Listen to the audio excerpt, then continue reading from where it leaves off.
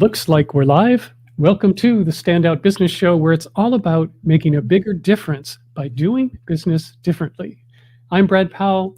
And so, you want to make a bigger difference, but how do you get people to pay attention, let alone remember what you have to say long enough to be persuaded by your point of view?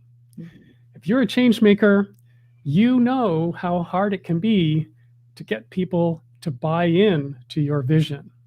Well, this week's guest, author and speaker Tamsen Webster, is coming on to share her simple and actionable framework that will turbocharge your ability to create true believers in the change that you want to make. Tamsen has a new book out, and it's called Say What You Can't Unhear, which are 9 principles of lasting change. And these principles make unconventional ideas accessible and actionable for anyone who seeks to build enduring buy-in and inspire meaningful, lasting change. So if you buy into the school of thought that truly believes we can change the world, stay tuned and let's start the show.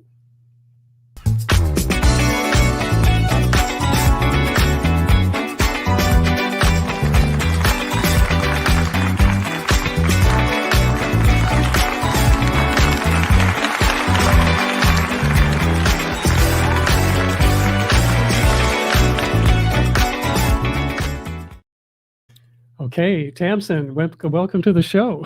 Hello. I'm delighted to be here. Yeah, we talked in an interview on this program a couple of years ago. It was way back in episode number 31. Oh, early. Really early. And you're one of the few, and in fact, you are one of the only people who've actually come on, more than once. Hey. Well, I'm honored. Thank you for having me back. It's so great. So last time we were talking about making your ideas irresistible. And today we're really talking about something deeper, which is in the world of persuasion. Yes. And shifting perspectives. And so when we just start entering this conversation, people have this idea that, if I have this new idea, I have this thing that I know is going to be awesome. And they run into the room or whoever they're talking to and they go, look, this is so great. And somewhere in the belief that just simply their enthusiasm is going to carry the day, and people will immediately go, yeah, right, I get it, let's go. And they're going to jump on this bandwagon that you've built so endearingly for them.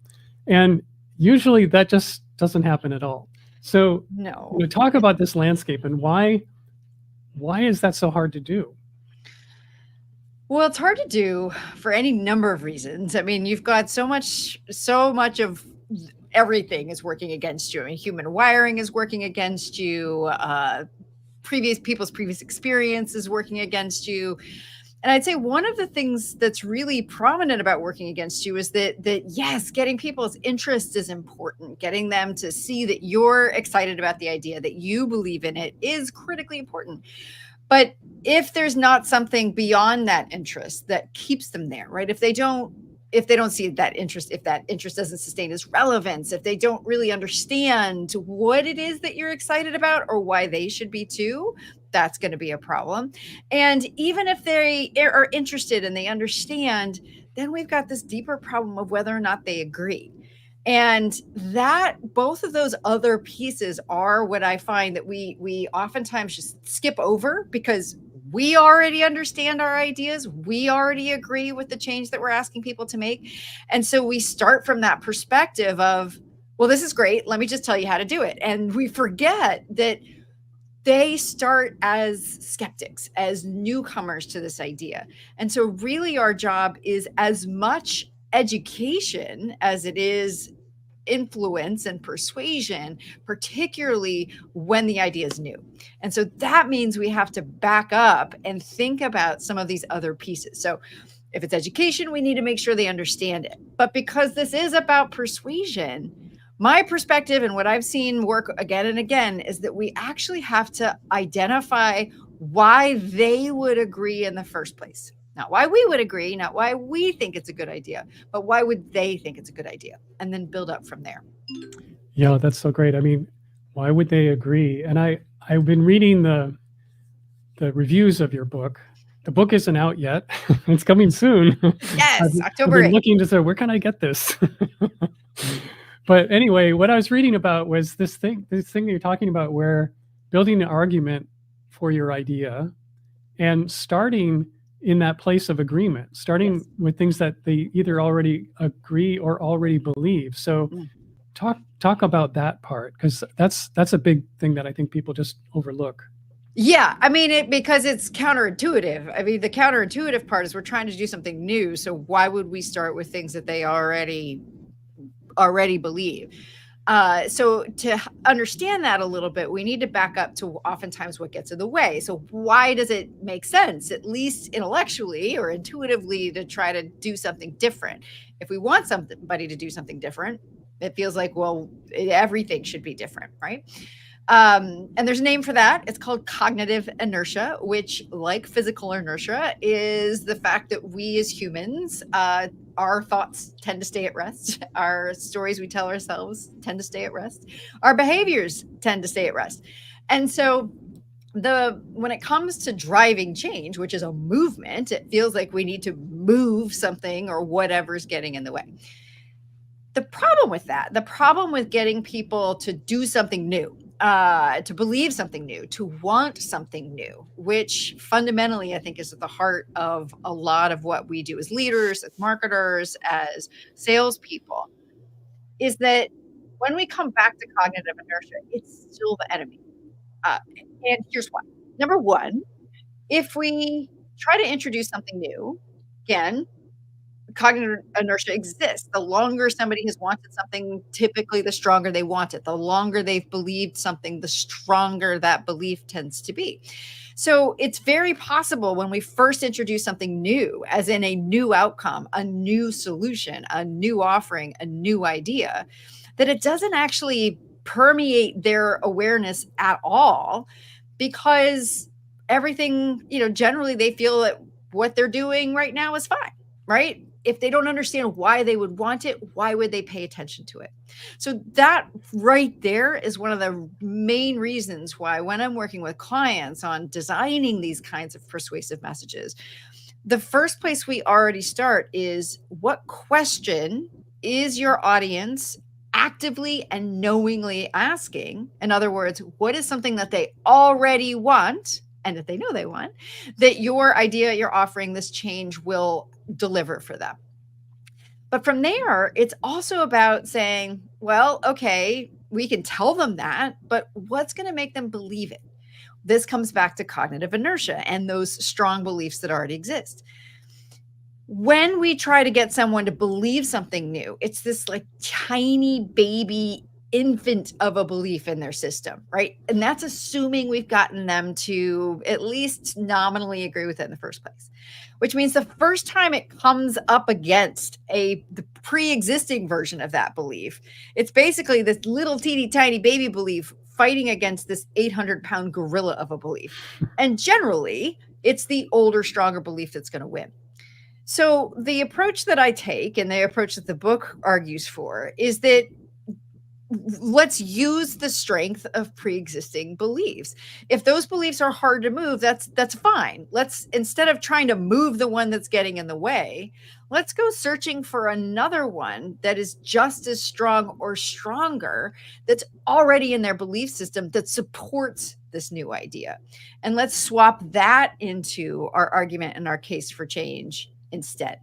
So to sum that all up, basically what the whole kind of hypothesis of this book is, that the best way to build buy-in for belief is to build an argument based on what your audience has already bought into.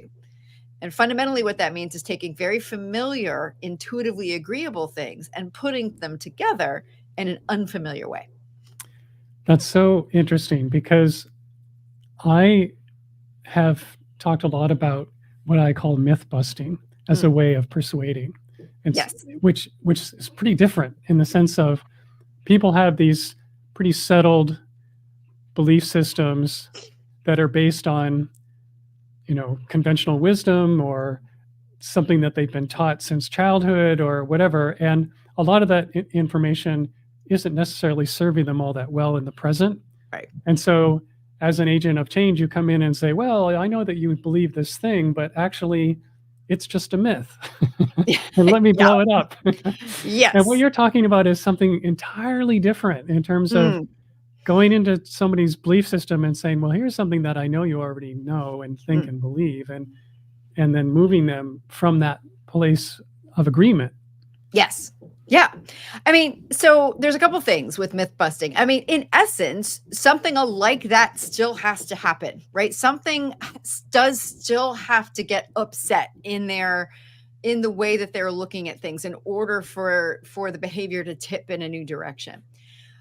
But with myth busting, there's a couple different things in play, right? One of them, and probably the primary one, is what I talk about as principle number 4, and that I frame as identity is the greatest influencer. And while that is universally true, right? How we see ourselves or how we want to be seen drives the vast majority of what we do, personally, professionally, whatever, whether we want to realize it or not. That we, if we're somebody who's trying to get someone to engage in that way and to change, we need to remember that, because we need to remember, or at least imagine, what it might feel like to be on the other side of that myth busting experience. Now, sometimes that can be if somebody's actively seeking to understand why something that they're doing isn't working, then they're going to be very open to myth busting.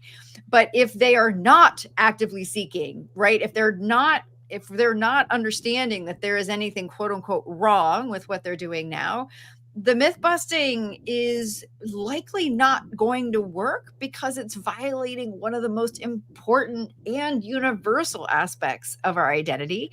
And that is, most humans, if not all humans, I can't say that for sure, but most humans want to be seen as smart, capable, and good. And in fact, our own self-concept is such that we really have a hard time accepting that we have in any way, shape, or form behaved in a way, currently, past, or future, that is not smart, capable, and good. So in that framework, again, if somebody's not unaware of the fact that maybe it's something that they're doing or thinking that's an issue, if we go in with an attitude of myth busting and saying, essentially, to some extent, here's why everything you believe to be true is wrong, that could work very strongly against you in those situations, because that person may feel like you've attacked their identity as a smart, capable, good person. And what that does is it creates what psychologists refer to as reactance, which is this initial, resistance to what you're saying. So again, it's not that myth busting doesn't always work. It's just that we have to make sure that the person is in a frame of mind where they are looking to have a myth busted. Otherwise, we need to be thinking about how else can we approach the situation in such a way that they come to their own realization that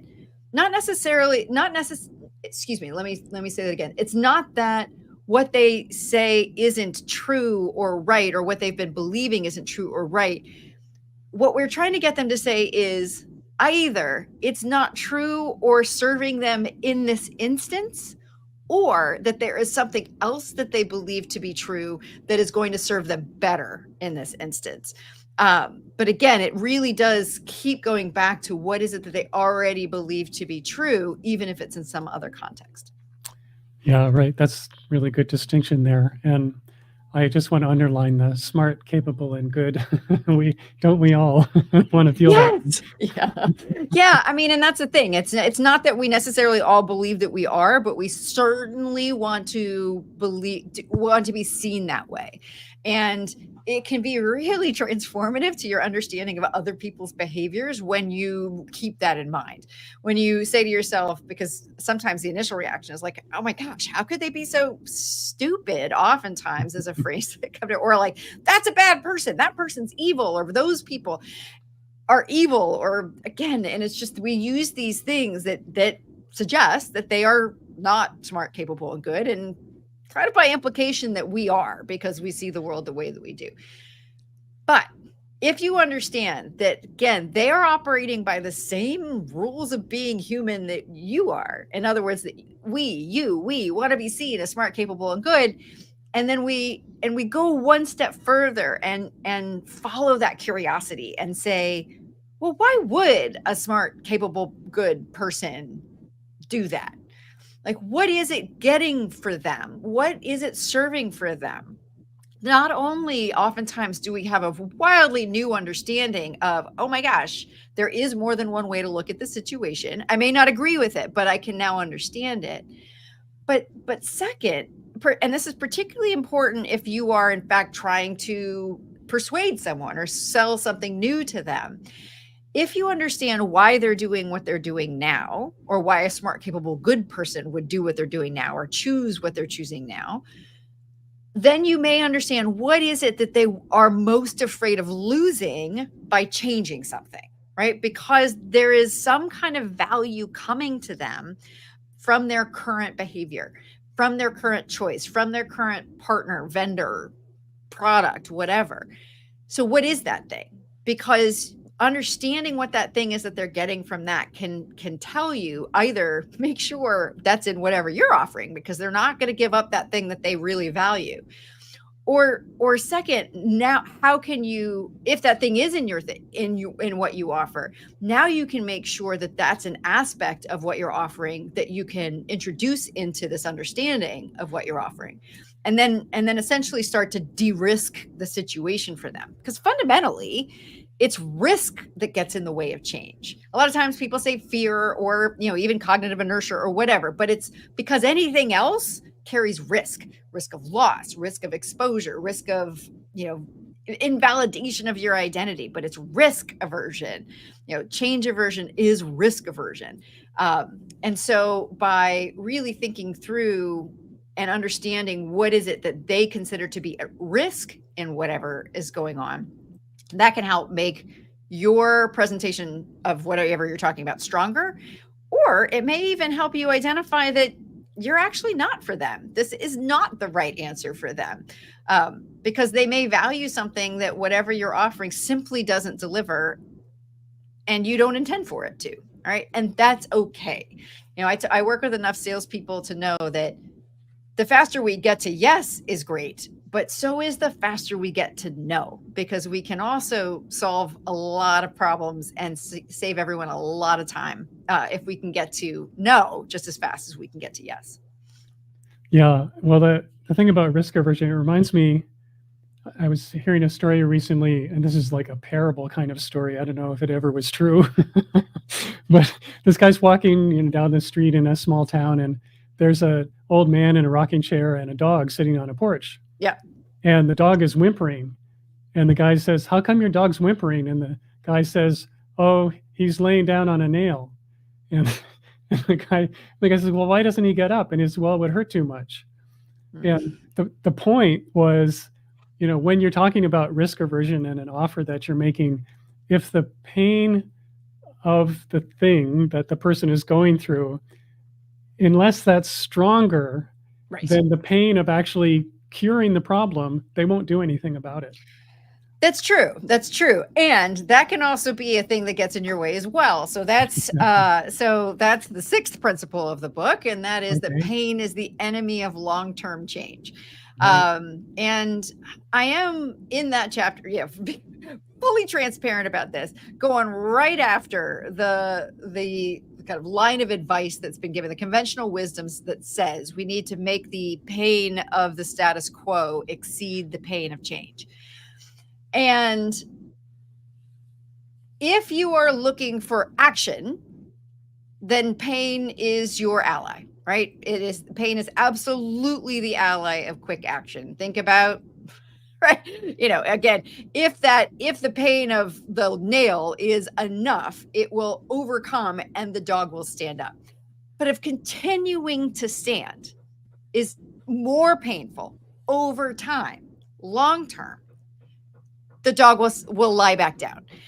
And this is what happens so often when we get an initial yes, we get initial following, we get initial buy-in, we get that initial sale. And then we get the buyer's remorse sets in, or the regression of behavior sets back in.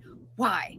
Because, again, the pain may have driven them to act in the moment, but if we haven't thought about what is it like to sustain that behavior, to sustain that action, which is fundamentally what change is, it's sustained action in a new direction, then the change won't sustain either. So again, if you're trying to go for quick action, fine, that advice stands. But if you're really looking for is long-term change, even transformational change, then the advice is much, much different, which is that instead of introducing pain or raising the stakes, we actually need to reduce it. We need to reframe how we're presenting this to be the person who helps reduce the pain that somebody's experiencing as much as possible. And for a lot of folks, that's a big flip because it has been so dominant for so long, this idea of leveraging pain. But again, there's a big difference between identifying with someone's pain as a reason to change and introducing pain into the conversation so that you can get an action or a reaction out of it. And one of those doesn't very much align with my own, views of kind of ethical principled persuasion. In other words, I don't believe in introducing pain in order to get somebody to act. But I do believe that if whatever I'm introducing will save them pain in the long term, and I can make the case where they agree with that themselves, then what I'm trying to do is figure out how I can frame this in such a way where I am asking myself, in oftentimes consultation with them, of what's the biggest change they can make without triggering pain. Yeah, not necessarily discomfort, and I address that in the book as well. Sometimes we're willing to do that if the payoff is long enough. But I'm talking about pain, like emotional, physical, mental pain. Humans will not continue to do something long term that is emotionally, physically, or mentally painful for them to do. So that's a big flip that this book represents. And I anticipate I'll get a fair amount of pushback about it, but I am also very ready to defend that point of view. Yeah, all right. Well, I'd like to touch on one other thing, and I saw this on your website. It was like really big. And that, in terms of like just your ideas, it's like, Yep. okay, well, this is important.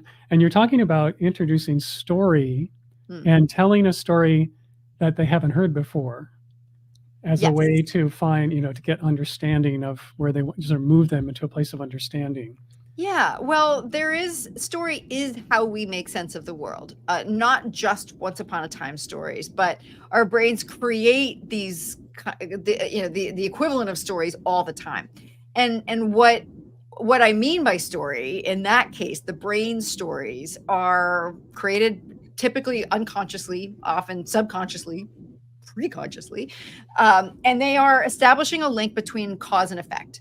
Right, where we have essentially created our own understanding. Our brains have created an argument for why a cause and effect are connected. If I do this, this will happen. Why? Because it happened that way in the past. This happened because this happened. They behave that way because they are this way. These are the stories that our brains create and that we tell ourselves, that cause and effect are related in a particular way. So the thing is that every time we make a decision, and this is something I talked about in my first book, there is this story behind it. And I build on that in the new book and explain one step further that the story is essentially an internal argument about why a course of action does or does not make sense. And no action happens without it, right? Even if, again, not conscious, not even rational sometimes, like, oh, that's hot, right? I need to move because that's hot. I'm going to burn myself. Your brain does all of that for you without even words associated with it, because there's a cause and effect, right? If this is causing this, and therefore I need to do this in order to stop it. So if we start with that idea that every decision has a story behind it, every action ends this kind of internal argument in our heads, then if we're trying to persuade someone to act, if we're trying to create the conditions for this internal motivation for change, then we need to not only understand that that story is going to happen, but to raise the probability that that's of success there. One of the things we need to do is supply the story. We need to supply a story that is just as strong or stronger than the one that they're telling themselves. So, in essence, it may be a story that they've never heard before because they've never heard these elements brought together in this way. But it's going to be based on something that they already believe. That's the difference. So it's not just tell them a story they're going to understand. That's fine. Story that is going to help them understand if we make sure that those elements of story are there. But in order for them to agree, those elements have to be things that person has already agreed that they're interested in agreement with and alignment with, etc. So I tell a story in the book about how Dan O'Bannon pitched the first Alien movie to the movie studios. And he used the phrase that it was like Jaws in space. And while this is very famous in the lore of filmmaking and pitching, the reason why it's so powerful is it does exactly what I just talked about. So Alien was a new movie, right? It's going to be totally new. This was not a sequel. This is the very first one. Dan O'Bannon was unproven as a screenwriter, and yet he was looking for a very sizable investment in this completely new idea, or at least, it didn't exist before. There wasn't a novel to base it on or anything like that. So when you're asking for $10 million from people and you have no track record, right? Then what he did by saying Jaws in space is that he took two things that the producers that he was talking to were already familiar with and associated with being very, very profitable, right? Jaws, 4 years earlier, had become the highest grossing movie of all time. And then the in space part came as a result of it's like Star Wars. So it's going to be like Jaws. It's going to have that kind of experience, which, by the way, was totally exciting to people and made a lot of money. And then it's going to be like Star Wars, which 2 years after Jaws overtook Jaws as the highest grossing movie of all time. And so he basically said, well, if you know Jaws and you're thinking about space like Star Wars, this is going to be those two things together. He was successful. Again, there's obviously much more information that needs to come into that. But what he was able to deliver in that moment was a story they hadn't heard before, but already believed would be valuable, right? He still had to, at least in principle, they could agree with it. He still needed to back it up. He still needed to show them scripts and things like that. But that Jaws in space piece is so key. One of the things that I talk about in my monthly free webinar on the fundamentals of message design is a very similar concept with the iPod, right? The iPod's initial tagline was 1,000 songs in your pocket. Two things that in and of themselves completely understandable and for their ideal audience incredibly valuable. Putting them together for the first time in that way, or at least articulating them in such a way that created a story in our heads, made all of that incredibly powerful and popular, by the way.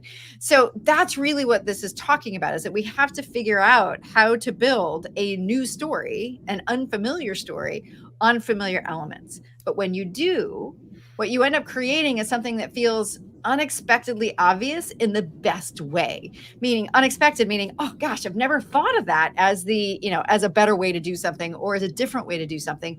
But now that you explain it, now that I understand it, it makes so much sense. And I don't mean that just rationally it makes sense. It makes emotional, intuitive sense. Why? Because it's based on what people already believe, already know to be true, already have experienced, all those deep-seated, less rational things that are driving what we really do from over time. Yeah, I think it's James Altucher who has coined the term idea sex, where you're taking two different things that people already know, but you bring them together and you get something totally different and Yeah, innovative. I mean, it is, it is the realization of what Stuart Kaufman calls the adjacent possible, right? Like the more Right. things that we put in together, you put two things next to each other, there's a third thing that suddenly erupts out of it.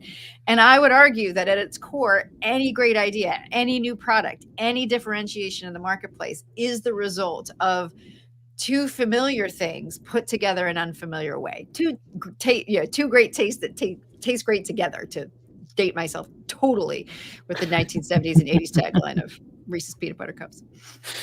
Right, there you go. Well, that's okay. Reese's, they're popular. They still are two great tastes, taste great together. Like, I mean, and but that's another thing. Like I do go into a lot more depth in this and various things on my blog and whatever. It's just, it's on the surface, it's so simple. And yet that simplicity holds worlds of sophistication. And fundamentally, I think that is what great message design does, is that it allows for a simple, straightforward, accessible initial introduction or explanation of something, or even an initial argument for something that hasn't been dumbed down, doesn't cut away the things that are important, but in fact finds ways to contain it so that you can meet people where they are as far as their level of understanding and awareness of what you're talking about, and then layer in that additional complexity and sophistication and detail as they need it, right, to move forward at the pace they need to move forward. And that's, to me, what great message design does, is that it allows you to state your strategy in a sentence, to articulate your theory of change in 3 sentences, to really present the manifesto for why you do what you do in under a minute. Like, that's really what it comes down to. Because increasingly, and you and I were talking about this before we went live, that's all we have. All we have is a minute, 30 seconds, a sentence. And it is an honor and a privilege to be able to earn the additional time with somebody. And that's really what I'm hoping this book helps people do, is understand what are the principles behind earning that honor, earning that initial interest, earning that understanding, earning that agreement with folks, so that you can create that change both in their lives and in yours that you're looking for. All right. Well, that is just a perfect note for us to be closing on. Tamsen, thanks so much for coming on. And if people want to get this book and or get a hold of you, what's the best way for them to do that? Best way to get a hold of the book is go to littlechangebook.com. That's the easy, hopefully easy to remember. Can't unhear it. Title of the website. So littlechangebook.com. That will redirect you to my site, my main site, which is tamsenwebster.com. And that's where they can find me. They can sign up for the Message Design newsletter, which comes out every 2 weeks, and find all sorts of other resources and offerings that hopefully will help them design their own persuasive messages. All right. Well, I'll make sure that link is in the show notes. Thank you. Tamsen, thanks again for coming on today. My pleasure. Thanks for having me back. Right. And for those of you listening here right at the end, I just want to remind you that if you'd like to go get the entire archive of the Standout Business Show, just go to standoutbusiness.show and you can subscribe to the weekly newsletter so that you never miss an episode and you get all the extra stuff that I only put in the newsletter for my listeners. And until next time, thanks again. So long.